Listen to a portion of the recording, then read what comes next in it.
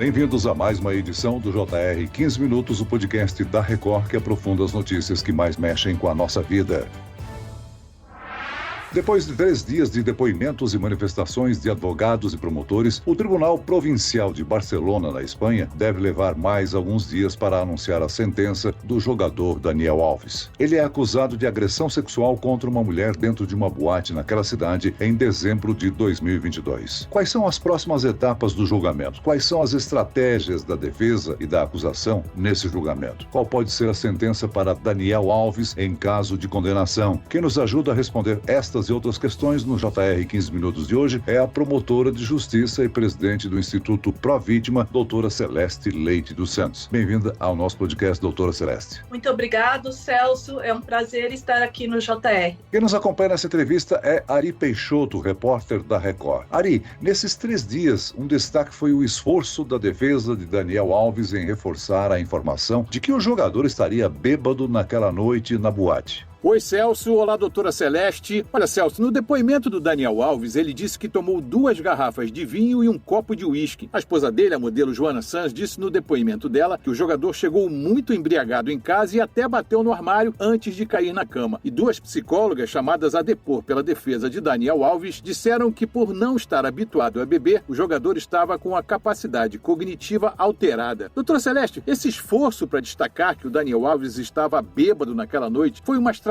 de defesa? Com certeza, Ari. A estratégia de defesa consistente em alegar embriaguez pode até ou isentar de pena ou causar uma redução significativa da pena. Isso porque o Código Penal espanhol prevê que se a pessoa está em estado de plena embriaguez, desde que não seja previsto que ele irá agir de forma ilegal, ou seja, contrária à lei, a pessoa fica isenta de pena. Havendo a possibilidade de previsão, se a pessoa ingeriu determinada quantidade de bebida alcoólica, aquilo irá levá-lo à prática de um crime, pode ser considerado uma atenuante. Se nós tivermos apenas uma atenuante, nesse caso, reduz de metade da pena. Se nós tivermos mais de uma atenuante, como a defesa alega que também teria atenuante da reparação do dano, a diminuição pode ser menor. Mas isso não é tão simples, porque nós não sabemos com clareza quais foram as agravantes que foram deduzidas pela acusação particular e pelo Ministério Público. Como, por exemplo, uma delas seria agir por traição. Então, algo que a vítima não espera, algo que aconteça nesse sentido. Então, pode até ser que a juíza, no caso concreto, ela compense as agravantes com atenuante, aproximando a pena do mínimo legal, que são 4 anos. Agora, doutora Celeste, Daniel Alves, depois de negar sequer conhecer a vítima, disse que teve uma relação sexual consensual. Um amigo dele, que também depôs nesses últimos dias, disse não ter visto a vítima chorar, nem manifestar algum desconforto ao sair do banheiro. Essa é uma forma de tentar desqualificar a acusação? Na realidade, é uma estratégia para dizer que não houve crime, mas a prática de uma relação sexual consentida. Ocorre que na Espanha, mais do que o não é não, o Código Penal prevê que o sim tem que ser expresso. Isso está na legislação espanhola. Então tem que ter um ato inequívoco de consentimento e é durante toda a relação sexual. Então, em todos os atos, tem que ter um consentimento expresso. Isso foi uma modificação da legislação espanhola por causa do crime da manada, que foi um estupro coletivo, e que houve uma modificação para deixar muito claro essa questão, que o sim tem que ser expresso em todos os momentos. Agora, no depoimento, Daniel Alves apresentou a 4ª versão para o que aconteceu naquela noite na boate de Barcelona. A mudança frequente de versões pode afetar o julgamento do jogador pela justiça espanhola? Com certeza, Celso, que afeta, porque nós tivemos já 2 fases. A primeira foi uma fase de apuração, que aqui no Brasil é chamado de juízo de garantias. Na Espanha chama-se juízo de instrução, que isso visa garantir que toda a prova coletada foi feita de uma forma correta, de uma forma que possa causar nenhum tipo de nulidade. Com base nas inúmeras contradições dele e pelo risco de fuga, justamente, que foi decretada a sua prisão preventiva, ele está preso há mais de 1 ano. Agora nós tivemos a segunda parte, que é o juízo de instrução, que agora culmina com a sentença absolutória ou condenatória. Mas a vítima, em todos os momentos em que ela foi ouvida, ela conta a mesma história. Da mesma forma que há a presunção de inocência, nós temos a presunção de vitimização. Até porque na Espanha nós temos o Estatuto da Vítima, em que tem muitas regras de proteção à vítima, até para evitar uma revitimização. A vítima, ela contou essa história, apareceu no julgamento, por exemplo, que o segurança que atendeu, ele gravou esse momento. Então é mais do que uma reconstituição, me parece algo muito palpável, muito real, você ter uma câmera dela contando, eu fui violada, mas não vão acreditar em mim. Isso tem gravação, então isso aconteceu na data dos fatos. Me parece que é muito mais crível uma história que você conta no momento do calor do que uma história que é construída conforme o desenrolar dos fatos. No primeiro dia de julgamento, a advogada de Daniel Alves, Inês Guardiola, chegou a pedir a anulação do julgamento, alegando que a juíza responsável não aceitou que um segundo perito examinasse a vítima. A senhora acredita que a defesa ainda pode tentar anular esse julgamento caso o jogador seja condenado? Eu acredito que não. Por quê? Está expresso no Estatuto da Vítima que a vítima ela deve se submeter ao mínimo de procedimentos necessários à comprovação do fato. E o mínimo de oitivas, tudo tem que ser dentro do estritamente necessário para preservar a integridade física e ecológica da vítima. Ela pode contraditar, ou seja, contrariar o perito que foi chamado para depor. Então, não é necessário que a vítima tenha que se submeter a mais um procedimento que é em si violento, é degradante, é humilhante, sem qualquer necessidade, já que a própria advogada pôde indagá-lo em juízo sobre as dúvidas que tinha. Agora, doutora, a advogada da denunciante pediu pena máxima de até 12 anos de prisão. A promotoria pediu 9 anos. Pela repercussão mundial do caso e pela pressão da opinião pública, a senhora acredita que o jogador pode receber uma pena pesada em caso de condenação? Sinceramente, eu espero que a juíza não julgue pela pressão da opinião pública, mas sim com base nas provas dos autos e do devido processo legal. Claro que a Espanha está mostrando como é possível fazer justiça sem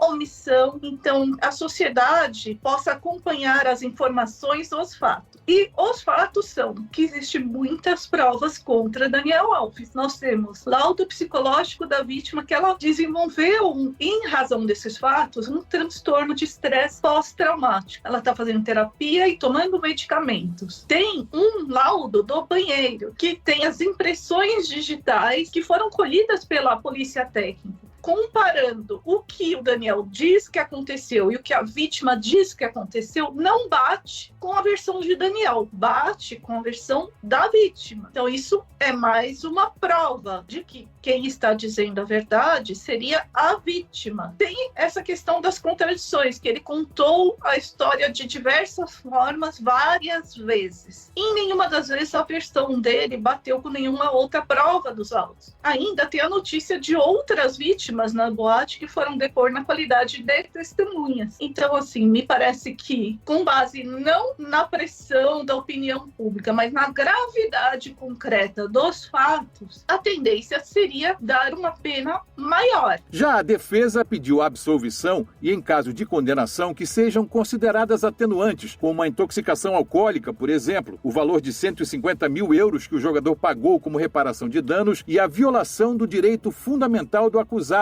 porque teria ocorrido uma investigação inicial sem o conhecimento dele. Esses fatores podem influenciar a sentença? Olha, toda investigação, ela começa em si, tem por princípio ser sigilosa, né? Porque senão você não conseguiria sequer dar início a uma investigação, não me parece que isso haja qualquer nulidade. Até por isso que na Espanha nós temos 2 juízos perfeitamente separados, que é o juízo de investigação e o juízo de instrução. Aqui no Brasil isso vai ser o juízo de garantia e o juízo de instrução. As atenuantes estão previstas na lei, mas ela tem requisitos. Por exemplo, o artigo que dispõe sobre essa atenuante é o artigo 20, Código Penal. Ele diz exatamente assim: atenuantes. isento de pena quem, no momento da prática do crime, se encontra em estado de plena embriaguez. E ele foi extremamente detalhista no seu depoimento, que tinha bebido 2 garrafas de vinho, gin, uísque, justamente para tentar se enquadrar nessa hipótese legal, devido ao consumo de bebida alcoólica, drogas ou substâncias psicotrópicas. Aí vem os requisitos, que isso que vai ser analisado. Que ele estava embriagado, acredito que isso ele até conseguiu comprovar. Agora, ele tem que comprovar além, comprovar que ele não se embriagou, primeiro, com o propósito de cometer o crime, ou, quando cometeu, ele não poderia ter previsto esse comportamento dele, ou não deveria ter sido previsto. Me parece que aqui realmente sai dessa hipótese da isenção de pena, ou está sob influência. E isso impediria de compreender a ilegalidade do ato ou agir de acordo com esse entendimento. Em juízo, ele disse que compreendia a legalidade do ato. Então, isenção de pena, acredito que não terá. E aí, a atenuante diz que reduz a metade a pena quando for uma atenuante. Se for 2, pode chegar a uma redução de até 2/3 da pena. Então, qualquer outra circunstância de significado análogo, ou seja, parecido, semelhante às hipóteses anteriores. Então, não se enquadrou plenamente, mas é uma atenuante. Isso no Código Penal espanhol, porque aqui no Brasil seria uma agravante. Aliás, doutora, esse aspecto da justiça espanhola gerou polêmica. O fato dele ter pago um valor equivalente a R$802 mil pode atenuar a pena do jogador. Na justiça brasileira não há nenhum dispositivo semelhante. Esse benefício não favorece apenas pessoas ricas? A reparação do dano está previsto também como uma atenuante. Agora, a pergunta que fica é, esse dano é reparável? Você repara o dano apenas com dinheiro? Estamos falando de uma moça de 23 anos com transtorno de estresse pós-traumático que está há 1 ano com a vida dela virada de cabeça para baixo, tendo que tomar medicamentos. Então, a questão é, dinheiro repara o dano? Me parece que só dinheiro não repara o dano. Mas a juíza pode levar essa circunstância em consideração. Aqui no Brasil, a reparação do dano até o oferecimento da denúncia é uma circunstância atenuante. Só que as atenuantes no Brasil, elas não diminuem de forma drástica a pena dessa forma. Por exemplo, se a pena foi fixada no mínimo legal, é como se não tivesse atenuante nenhuma, não reduz. Aí, se foi um pouquinho acima do mínimo legal, aí pode reduzir. Mas isso é antes de oferecer a denúncia. Tem, então, previsão nos 2 países, porém, na Espanha, a redução é muito maior. Agora, doutora, não há prazo para que a divulgação da sentença final seja anunciada, né? Mas, saindo a sentença, a defesa ainda pode recorrer ao chamado Tribunal de Apelação, que é a 2ª instância da Justiça Espanhola? Então, qualquer que seja o resultado, condenação ou absolvição, as 2 partes e o Ministério Público podem recorrer. Podem recorrer, por exemplo, se teve uma absolvição para obter uma condenação, se teve uma condenação, mas entendeu que a pena foi pífia, para aumentar a pena. Então, essa sentença nunca será ainda definitiva. Ela vai ser ainda revista por um tribunal, com certeza. Agora, a senhora preside aqui o Instituto Pró-Vítima, né? Como é que a senhora analisa a forma como que a vítima desse caso foi tratada até agora? E que a repercussão do resultado desse julgamento, ele pode ter para as mulheres vítimas de agressão sexual? Nós estamos lutando desde 2020 para que o Brasil possa ter um sistema semelhante ao espanhol, que é do Estatuto da Vítima. Aqui no Brasil, o que acontece nesses crimes de natureza sexual? Além da excessiva morosidade da investigação e da instrução, a vítima não tem preservados todos os canais. Não existem medidas de proteção à vítima como está no Estatuto da Vítima. Apenas para esclarecer, o Estatuto da Vítima ele foi criado na Espanha em 2015 e foi incorporado ao Código Penal. Hoje, você não fala só em presunção de inocência do réu, você tem um outro princípio que é uma presunção de vitimização. Isso gera o dever de ter políticas públicas de apoio e atenção à vítima, políticas públicas de informação. Uma outra diferença do sistema espanhol do brasileiro é que, além do Ministério Público, na Espanha, a própria vítima ela tem o direito de promover a ação penal. Então, ela tem uma uma participação muito maior do que a participação da vítima aqui, que fica sem saber o que está acontecendo. Ela fez uma denúncia, de repente já aconteceu o caso que eu participei de audiência de estupro, que a vítima simplesmente intimada pelo escrevente no mesmo dia para entrar na audiência, mesmo sendo uma audiência virtual. Isso é ofensivo à dignidade da vítima. E nós estamos aguardando a aprovação do regime de urgência na Câmara dos Deputados desse estatuto, para que possamos ter essas medidas de proteção. Muito bem, nós chegamos ao fim desta edição do JR 15 Minutos. Eu quero aqui agradecer a participação e as informações da doutora Celeste Leite dos Santos, que é promotora de justiça e presidente do Instituto Provítima. Muito obrigado, doutora Celeste. Eu que agradeço, um prazer estar aqui. E agradeço também a presença de Ari Peixoto, repórter da Record. Obrigado, Ari. Obrigado a você, Celso. Um abraço, doutora Celeste. Até a próxima. Esse podcast contou com a produção de David Bezerra e dos estagiários Fernando Russo e Isabela Santos. Sonoplastia de Marcos Vinícius. Coordenação de conteúdo, Edivaldo Nunes Deni Almeida. Direção editorial, Tiago Contreira. Vice-presidente de jornalismo, Antônio Guerreiro. Você pode acompanhar o JR 15 Minutos no portal r7.com, nas redes sociais do Jornal da Record e nas principais plataformas de streaming. Eu, Celso Freitas, te aguardo no próximo episódio. Até amanhã.